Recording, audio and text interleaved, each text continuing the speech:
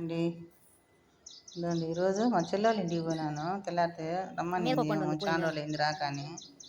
చూస్తే కూరగాయలు అయితే నాకంటే ఎక్కువగా సూపర్గా పండించిందామా. నేనే అనుకుంటే నాకంటే మించిపోయింది అది కూరగాయ తోటల్లో.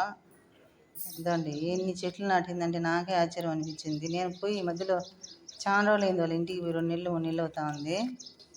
వంకాయలంట, పచ్చిమిరపకాయలంట, బెండకాయలంట, బీరకాయలు, చిక్కుడుకాయలు, సొరకాయలు, ఎన్ని రకాలు పండించిందంటే అన్ని రకాలు పండించింది అది. ఎట్లా ఆ పిల్లకి ఓపిక వచ్చేసిందో తెలీదు. ఇదండి చూడండి ఎంత జాగాలో ఎంతంత చెట్లు పెట్టేసింది అది ఎంత బాగా. బొప్పాయి అయితే ఎంతెంతలా ఉన్నాయో ఒక బొప్పాయి అయితే, ఇంత ముద్దలు ముద్దలుగా ఉన్నాయి బొప్పాయిలు అయితే. అన్నీ ప్రతి ఒక్కటి పెట్టేసినాయి చూడండి, ఎంత సైజు ఉన్నాయి చూడండి బొప్పాయిలు. చెట్టు నిండా కాసేసినాయి చూడండి. మా ఇంటికాడ ఉన్నాయి ఎందుకో. ఈరోజు ఒక చెట్టు పెరికేసినాను నేను, మా ఇంటికాడే చెట్టు, వాళ్ళ ఇంటికాడే చెట్టు చూడండి కాయలు ఎంత బాగా కాసిందంటే. నీళ్ళు కూడా సౌకర్యం లేదు, కాకపోతే ఎంత బాగా వచ్చిందో చూడండి అక్కడ.